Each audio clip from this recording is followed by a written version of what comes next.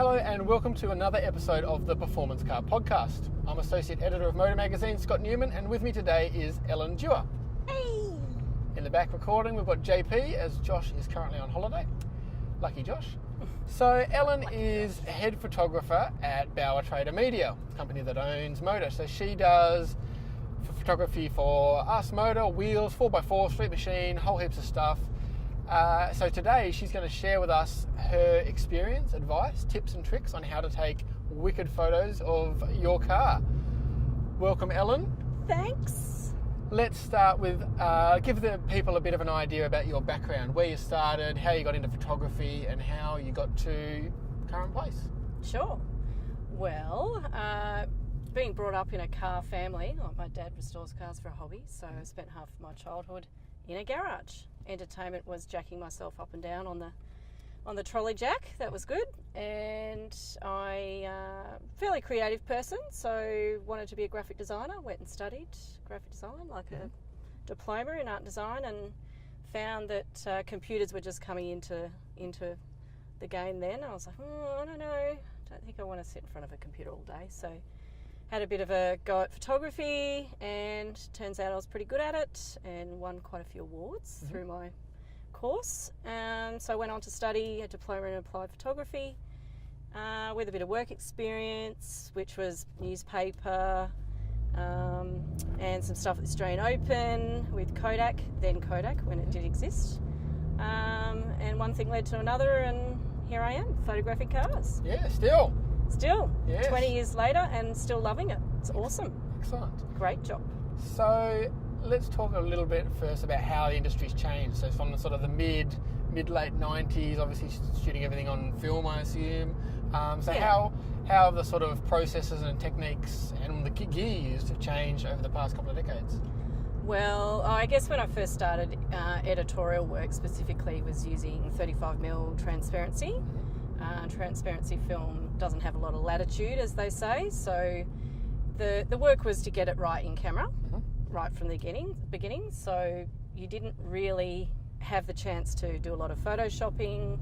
You just had to make sure that you were shooting at the right time of day, all that sort of stuff. And it was a lot more high pressure. You couldn't just check on the back of your camera and go, oh, well, yeah, I've got the shot, particularly with moving objects.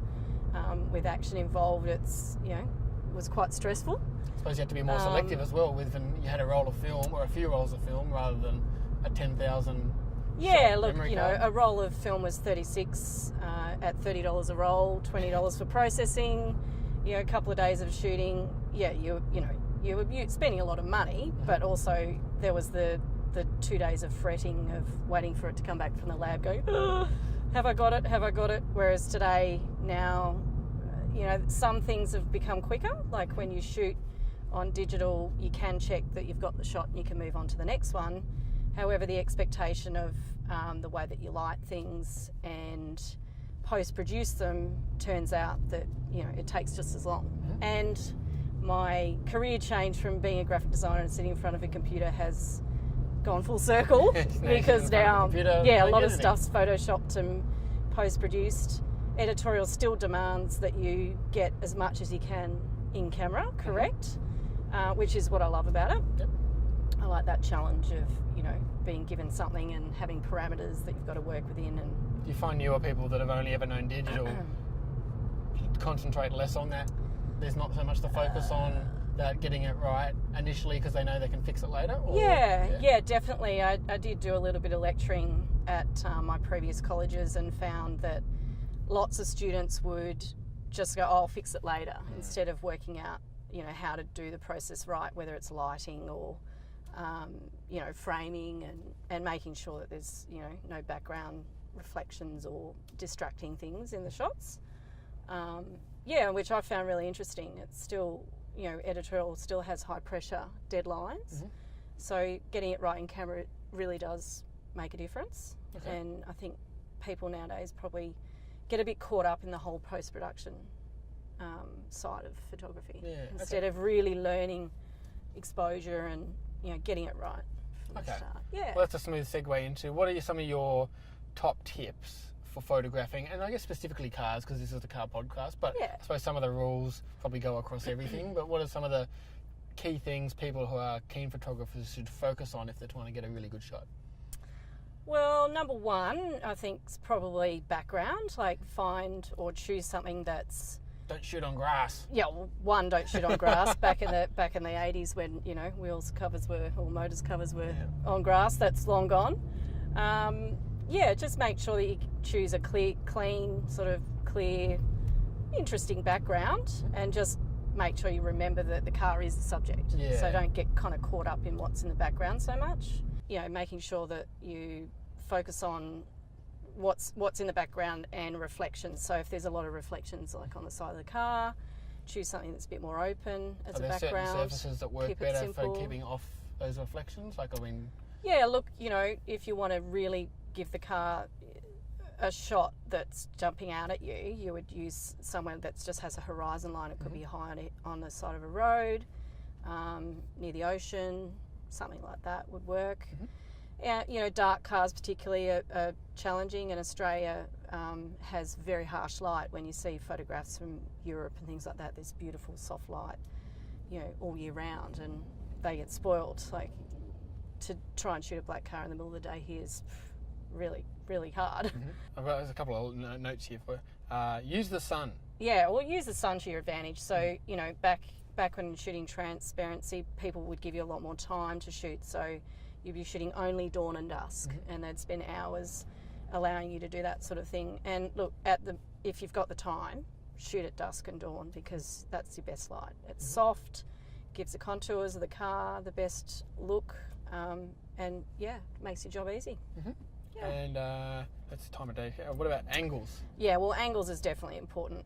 Take the time to walk around, look up, look down, get low, get high. We all know what a car looks like at standing height, and a lot of the time, cars have a different stance, so they look different. Like a street machine muscle car is going to look great really low down. Something that's got really good bonnet detail could look interesting from up high.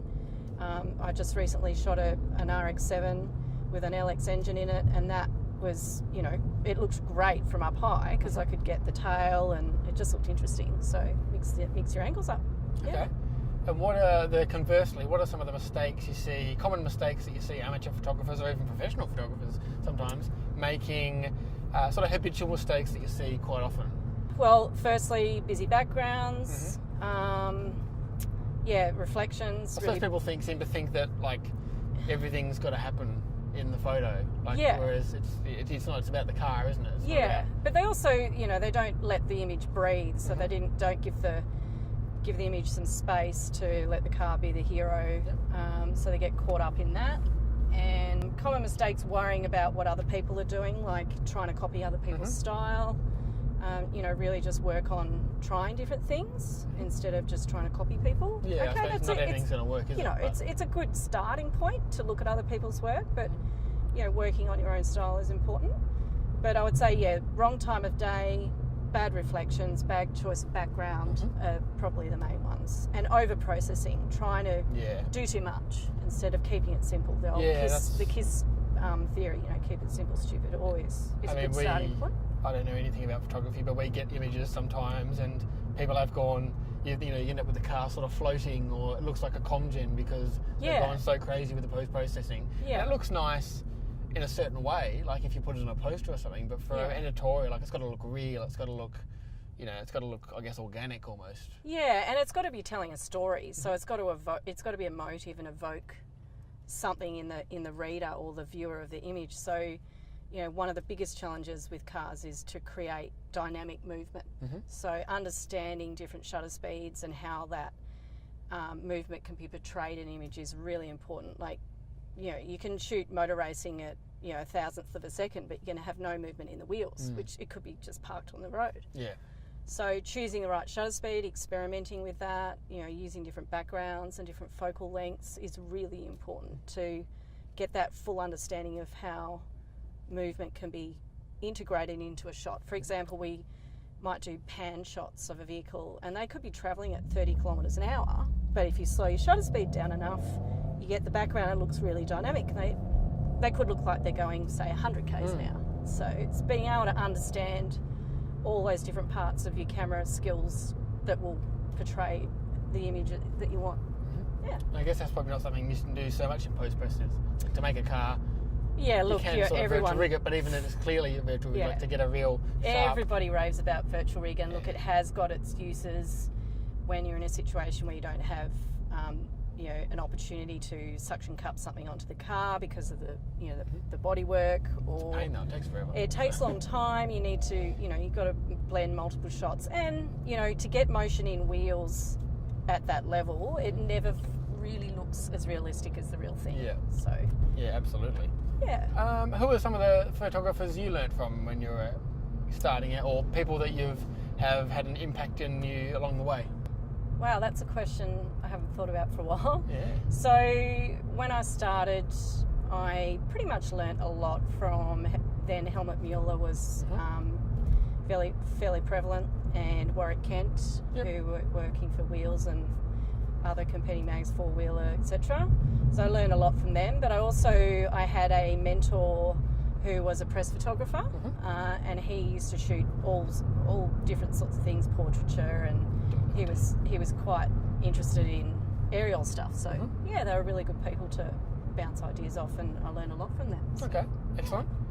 Then what are some of the things that you wish you'd known starting out, particularly so we've sort of covered the photography side of thing, but there's more to it than just photography if you want to work professionally. Like we had David Reynolds on an earlier podcast, there's more to being a race car driver than just driving fast. There's more to being a professional photographer than just taking a nice photo. Yeah. So what are some of the advice and lessons you'd give to maybe young people, or some of the things you look for when you're hiring photographers yourself?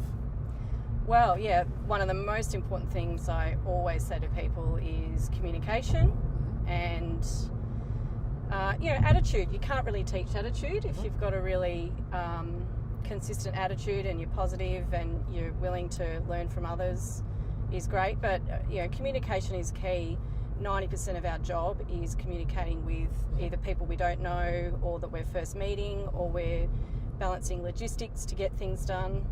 That's really important, and the other 10% is taking the photos. So I would advise that as, be open-minded, take interest in people. That's probably the biggest thing I would say. And also, get a mentor. It's really important, and they don't necessarily have to be in the same industry that you're working in, but somebody that you respect, that has perhaps professionally succeeded in an area that you think their skills would help you in where you want to go. Well, especially that communication side of things, that can be transferred across. And look, mentoring helps both parties as well. So I think it's a great thing to have. If you want to know how to do something properly, teach it. So yeah. What about in terms of editorial? For instance, from the editorial side, there'll be, particularly in some press photography, we'll get these images of a new car, and it might be a lovely photo, but it's like all arty, hidden in the grass with a cornering shot, and we're like, well, you can't see the car. So I think it's maybe so important for some people to remember that, like we said earlier, the car is the star. Like, you're meant to take, or whatever it is, a portrait or a boat or whatever. Like, that's the purpose of the thing, rather than look how good a photo I can take. Yeah.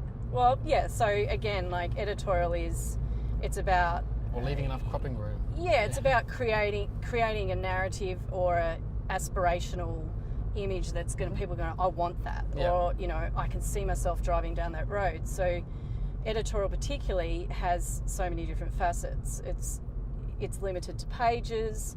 You've got a designer that needs space for words. So working alongside a journalist, getting a really good brief and a context of where they're going with the story can really help you to create the images that go along with that story. And I think that's really important. And the graphic design skills that I learnt helped me do that very easily. But I guess if you're not naturally thinking that way, editorial needs space to breathe. And I suppose with that experience, I suppose you're sort of thinking about it now. If you are looking for an opener, you're like, the headline's going to go here. Yeah, and the split in the page is right down the middle, so don't, set your car up Or, give yourself variation, one to the left, one to the right, one in the centre. You want to talk about that briefly, like the whole, I've heard like the rule of thirds thing. Like The rule of thirds. You don't put the thing right in the middle necessarily. Yeah. You could, but Yeah, the rule of thirds is yes, it's a general way of sort of starting out, but learn also that and then you can break it maybe. yeah, and then start breaking the rules. Yeah. Definitely, we all like breaking. We want to just tell what the rule Not of thirds road rules is. though. No, the road rules are very important. But just to quickly go across what the rule of thirds is. So if you've got a picture. So you split your page. You split your page into 3 vertically and horizontally. So you get 9 squares, and you're framing in around those squares, so that you're not dead centre for everything. So yeah. Especially as you say, because if it's a double page spread in a magazine, you put it right in the middle, it's going to disappear right in the gutter. That's it. Yeah. Less of a problem with digital, but still. Right now, what about some of the most memorable shoots you've been on? There's so many. Look, my job's been amazing. That's 20 years on, I still love it. And when I start to think back of all the great things I've done, recently one would be for 4x4 magazine, which was a 3-week trip in a swag all the way along the coast from Esperance, WA, through to South Australia, Bed Bay. I think I took some 15,000 photos over 3 weeks. You didn't use roads, did you? You just no roads, just beach and dirt like cliff driving. I think we did 20 to 50 k's of bitumen for the whole 3 weeks. Wow. Yeah, that was amazing. On the other side of the scale, 2006 Le Mans. I was visiting my brother in Germany and managed to wangle my way into Le Mans, and that was just phenomenal. Just seeing that level of racing was amazing. Not sleeping for 24 hours. Mind you, I did squeeze in 1 hour, but that didn't kind of go so well. I was parked in a car park and was woken up in the back seat with the car shaking and some random Frenchman trying to steal the hubcaps off my rental car. So that was memorable. And also I learnt my lesson trying to walk 16 kilometres by foot, where most people collaborate and they get a scooter and that sort of track, stuff. isn't it? So yeah, it was pretty amazing. Yep. Okay. And one last one that I'll always remember, which was with our mate JB. Yep. Good old John Bauer, which was Stewart Highway, Alice Springs, the FPV GTF Falcon, the 300 kilometre run. Whew, what a rush. Sitting in the back seat with a helmet on, trying to hold a camera while he was travelling down the highway. Yeah, that was pretty awesome. I didn't die. And I lived to tell a story. But it wouldn't exactly been the most comfortable ride either. That car wasn't really built to go 200 and whatever, 295 or 7 or something. Yeah, it was pretty floaty, to say the least, at times. Like, woo! But it was fun. I loved that. It was great. Excellent. Yeah. I can't believe you didn't mention co-driving in Targa with me. Oh my God, co-driving with you. Yay! The 2886. But that was good, trying to read pace notes and take photos at the same time. Yeah. Pretty clever. Yeah, it was good. I love Targa. It's a great event. How many Targas have you done? Like 5 or something? No. I mean, shooting them as well? Shooting them 10. 10, right. In them, I think 2. Yeah, so once with you. Oh, no, 3. Once with you, once with Ponch from then Unique Cars in his Galaxy, and once with Greg Leach and Phil Walker in a HG. Yes. Yeah, it's fun. Excellent. But any final words, any final advice you want to give to all the budding photographers out there? Instagram now is so huge. There's such a... Like when you first started... No Instagram, no Facebook. How to get your photos seen, you'd have to send them in an envelope to someone. Whereas now, obviously, you can have... it's so easy to get your work out there. But what advice... It's easy, but it's very competitive. Hard to stand out. I think you just got to be persistent and don't take no for an answer. And don't take things personally. Everyone has a subjective personal view about your work. So just keep trying and, work on developing your own style and just keep putting yourself in front of people. Just because you don't hear back from someone or somebody says no the first time, really, that doesn't necessarily mean no is no. So, yeah, I would just say keep at it. If you're really passionate about photography or a particular subject, just keep working at it and you'll get there. Perfect. Yeah. Well, hopefully you've enjoyed this and have got a little bit of insight. I've enjoyed the little Suzuki Sport, although I'm stuck in peak out traffic. We forgot to mention it. We're in the Suzuki. We're in the new Suzuki Swift Sport at the moment. Got a little car. Check it out on motormag.com.au for a full review, or in the latest mag. Good little bus. But any other questions or topics you want us to cover or cars you want us to feature. Otherwise, send us in your best car photos. Take some of Ellen's tips, apply them, send them to motor@Bauer-media.com.au, and we'll see you soon for another Performance Car Podcast.